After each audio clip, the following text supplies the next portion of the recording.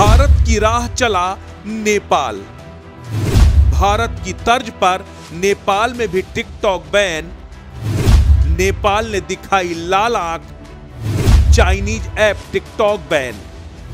चीन को लगा प्रचंड झटका, दुनिया को दिया बड़ा संदेश, चाइना को दिखा दिया औकात। जो चीन कल तक दुनिया पर राज करने का सपना देखता था, जो चीन दुनिया को अपनी मुट्ठी में जकड़ लेना चाहता था, जिस चीन की रणनीति ने कई देशों को कंगाल कर उधारी में डुबो दिया, वो चीन क्या अब अपना दबदबा खोने लगा है। वक्त के साथ साथ क्या चीन की ताकत कमतर हो चली है? क्या चीन अब अपने पड़ोसियों से भी दुत्कारा जाने लगा है? हाल फिलहाल में नेपाल ने जो निर्णय लिया है, उससे तो कुछ ऐसा ही मालूम पड़ता है। दरअसल नेपाल की पुष्प कमल दहल प्रचंड सरकार ने चीन को जोरदार झटका देते हुए टिकटॉक को बैन कर दिया है। कैबिनेट की बैठक में लिए गए इस फैसले को आईसीटी मंत्री रेखा शर्मा ने सार्वजनिक करते हुए कहा, अभिव्यक्ति की स्वतंत्रता एक बुनियादी अधिकार है, लेकिन समाज के एक बड़े वर्ग में नफरत फैलाने वाले भाषण को, ट्रेंड को बढ़ावा देने के लिए टिकटॉक जिम्मेदार है। पिछले 4 सालों में ही नेपाल में टिकटॉक के जरिए साइबर क्राइम के 1647 मामले दर्ज किए गए हैं, जो अपने आप में बेहद गंभीर बात है। इसलिए चीनी ऐप को बैन करने का फैसला लिया गया है। गौरतलब है कि नेपाल सरकार ने यह फैसला सोशल नेटवर्किंग के संचालन पर निर्देश 2023 पेश किए जाने के कुछ दिन बाद लिया है, जिसने चाइना को काफी हद तक परेशान करने का काम किया है। पिछले कुछ सालों में खास तौर पर एशिया में चाइना ने जिस तरह से अपना प्रभाव बढ़ाया है, उसकी चपेट में काफी हद तक नेपाल भी आया है। जानकार बताते हैं कि नेपाल में सरकार बनाने, बिगाड़ने तक की पहुंच चाइना ने बना ली है। इतना ही नहीं, वहां की जमीनों पर कब्जे की बात हो या अपनी सांस्कृतिक विरासत के प्रचार प्रसार की, चीन लगातार अपने काम पर लगा हुआ है।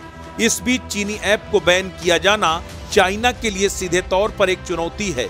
हालांकि चीन को लाल आंख दिखाने का अंजाम क्या होगा, ये तो आने वाला वक्त में पता चलेगा, लेकिन प्रचंड सरकार ने यह हिम्मत दिखाकर एक बड़ा संदेश देने की कोशिश जरूर की है।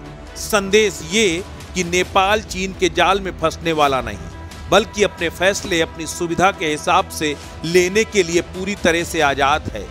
और जहां बात नागरिकों की सुरक्षा से जुड़ी हो, वहां चीन जैसे बड़े और शक्तिशाली देशों का दबाव भी कोई काम नहीं आएगा। हालांकि ये सिर्फ एक मामला नहीं है। टिकटॉक से पहले नेपाल ने चीनी पैसे से बने अंतर्राष्ट्रीय हवाई अड्डे की जांच भी शुरू कर दी है। ये हवाई अड्डा नेपाल के दूसरे सबसे बड़े शहर पोखरा में बना है, जिसकी लागत $216 मिलियन बताई जा रही है। इसी साल जनवरी में शुरू हुए इस अंतर्राष्ट्रीय हवाई अड्डे को लेकर 1 दशक पहले चीन ने लोन देने का करार किया था, लेकिन ठेका लेने वाली कंपनी CAMCE ने परियोजना की लागत बढ़ा दी। इस पर CAAN ने भी आपत्ति नहीं जताई, क्योंकि वो बीजिंग को नाराज नहीं करना चाहता था। हालांकि जब हवाई अड्डे के निर्माण की गुणवत्ता को लेकर शिकायतें मिलने लगी, तो नेपाल के भ्रष्टाचार निरोधक संस्था CIA ने CAAN के ऑफिस में छापे मारकर परियोजना से जुड़े कई दस्तावेज जब्त कर लिए। फिलहाल मामले की जांच जारी है। इस जांच को भी चीन के लिए एक झटके के तौर पर देखा जा रहा है। आखिर वो कहावत यहाँ सटीक बैठती है कि देर से आए लेकिन दुरुस्त आए, यानी नेपाल को देर से ही सही, लेकिन समझ में तो आ ही गया कि चीन आखिरकार क्या करना चाहता है और उसके मंसूबे कितने खतरनाक हैं। उम्मीद है नेपाल अब चीन को ज्यादा नहीं तो काम भर का सबक तो सिखा ही देगा। अस्तित्व न्यूज के लिए ब्यूरो रिपोर्ट।